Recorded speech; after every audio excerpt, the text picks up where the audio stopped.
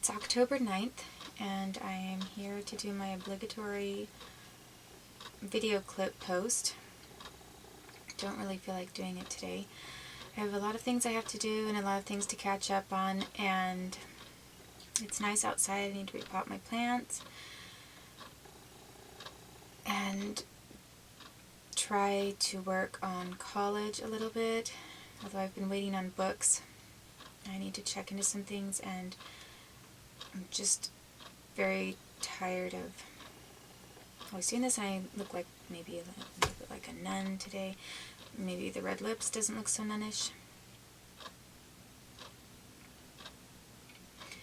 I was trying to remember what I talked about last, and I remember it was actually about what happened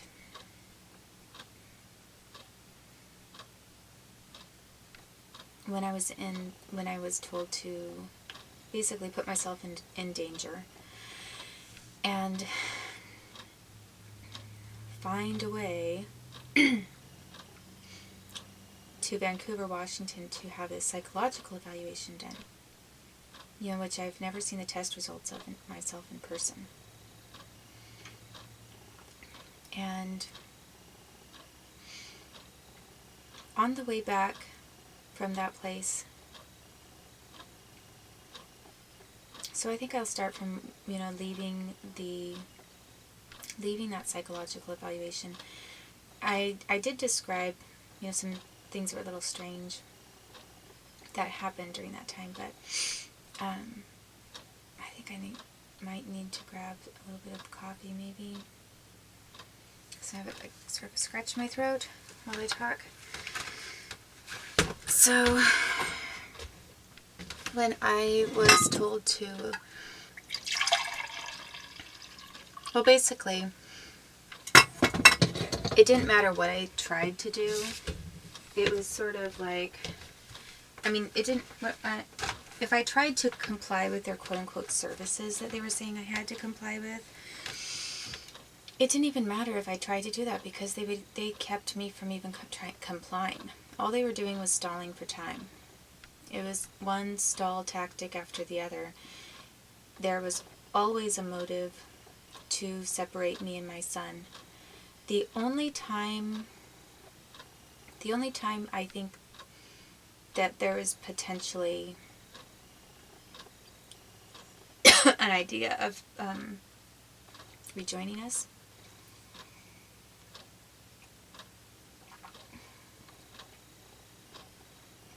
was in the very beginning, when I think they worried that I might know enough about the law to get them into big trouble. And when I say big trouble, I mean I knew a little bit. Like I was starting to figure some things out. But the thing is even though I think that it's going to sound aggrandizing a little bit, self-aggrandizing, but I think that I am somewhat capable of figuring some things out, that, whether it's something legal, something that has to do with my physical health. I like to do research, and I like to follow projects and trails of ideas to find out where they lead. And, I like having spontaneous brainstorming moments where I get all kinds of, crazy ideas, and then I like to find out if any of the crazy ideas work, or if anybody else has had that same crazy idea. Or very, when I say crazy, I also mean, maybe out of the ordinary kind of an idea. And then, a lot of times I find out, yes, many people have had that idea, and so I am not alone. And every now and then I have not been able to find anybody who had the same idea. And the whole point is just to, I think, I like brainstorming, but then I also like to do the work when I can to figure out where something leads, what it leads to. And because I was doing a halfway good job, I was doing a very good job, actually.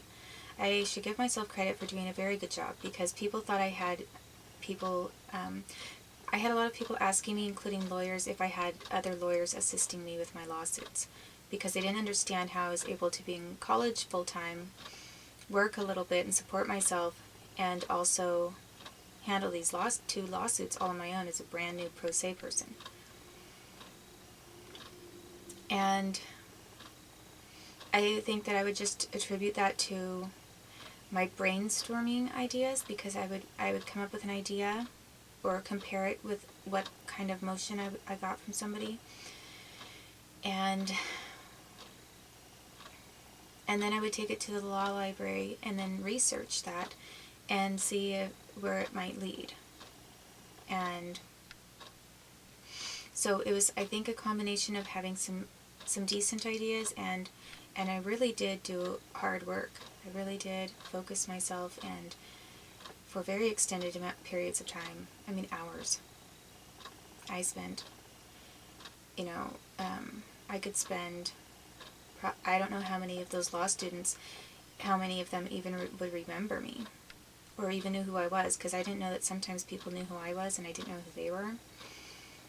But and probably not all those law students were in the law library all the time, so they wouldn't even be able to say. But for those who were around the most, I think they would be able to say honestly that I really did work hard. From what they could tell, I was reading and writing things down and looking through all the stacks and the books, and I worked very hard at that. And so all of that to say, I think that CPS was possibly nervous about that ability of mine. And when they heard me mention a couple of legal terms, and they knew that what they had done was wrong, and their attorney generals knew, I think their attorney generals probably got kind of a lodge in the middle of their throat and thought, oh no. I mean, like, if they were worried that I knew that they didn't have jurisdiction because I brought that up, and they hadn't exhausted all of their available remedies. I brought up two very strong legal arguments, and right away, not even having access to a law library. And I think that they were concerned that because the attorney generals would have known that I could have within 1 year taken recourse in the Hague Convention, which basically states that your child has been kidnapped, and under auspices of this being a formal and legal state proceeding.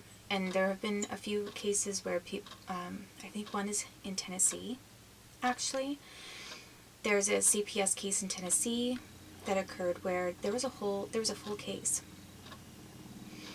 and against a parent, and the child was taken away and everything. And the parent kept saying, I don't care how much paperwork there is. I don't care if this looks like a legal CPS proceeding, because they made it look like it was. I believe it was the father. I think it was possibly a Hispanic father, but I don't remember for sure. He said, it doesn't matter. He said, my child has been kidnapped from me by the state. They do not have jurisdiction or authority, and never did, to take my child away. So this entire CPS case is a sham. And he was able to get his child back, actually, which is really amazing. And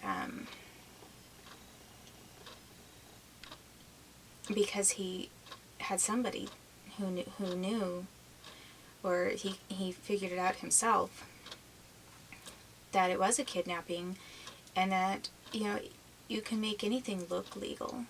And if somebody has authority to make it look legal, then it really takes away your ability to challenge something.